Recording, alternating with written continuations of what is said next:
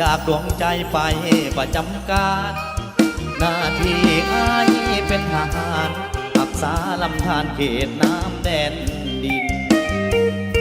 ไปอยู่สายแดนรักษาเขตแคว้นที่อยู่หากินบ่ให้ภัยมาดูหมิ่นน้องอยู่พินอยู่บ้านให้รอดีใจที่ได้แฟนเป็นทหารน้องอยู่ทางบ้านจะประสานเรียกงานตั้งต่อขอที่เป็นแม่บ้านสาเลือกนานน้องก็จะรอที่อายคนเดียวนี่น้องอยากแต่พอคนหัวเปลี่ยนใจลมหนาวขอดแจ้งหัวใจสะอื้นต้องกอดกับปืนโบสดชื่นเหมือนกอดควันใจเมื่อยามกินข้าวกินห่อเจ้ายามจากมาไกลเห็นนกนั้นง้อยกิ่งไม้ห้องมาใส่เปรียบเหมือนเสียงนาผู้หญิงฮักจริงคือสายกาฮักสาดฮักเมืองฮักบ้านเกศสถานท่องเที่ยวผู้ดอเหตุการณ์อาจได้อายได้มีใจทอดถอยน้องนี้ขอเอาใจซอยจะรอคอยแต่อายสายใจน้องเอ๋ยขอเอ่ยคำว่าขอลาให้เดือนเดิมให้อายมา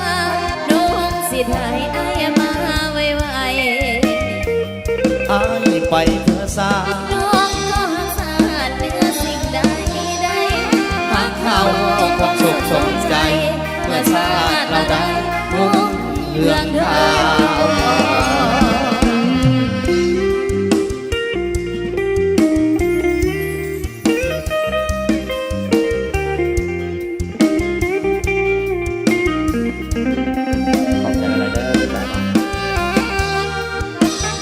วพิเศษไปลงของเราทหารกล้าเข้ามาแล้วกันเด้อ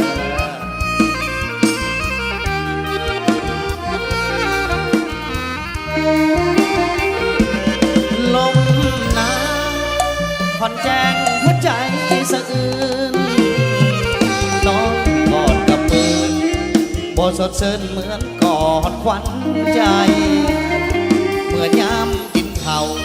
กินห่อเจ้ายามจากมาไกลเห็นน้องนั้นง้อยกิ่งไม้ห้องมาใส่เปรียบเหมือนเสียงนาผู้หญิงฮักจริงคือสายกาฮักสาดฮักเมืองฮักบ้านเกศสถานท่องเที่ยวผู้ดอเหตุการณ์อันใดอายได้มีใจทุกข์ถอยน้องนี้ขอเอาใจซอยแต่อายสายใจน้องเอ๋ยขอเอ่ยคำว่าขอลาให้เดือนเดิมให้เอ่ยมาน้องสิให้อายมาไวอายไปเพื่อสร้างน้องก็หักษาเหนือสิ่งใดหักเขาคงสุขสมใจเพื่อชาติเราได้พุ่งเรื่องทาง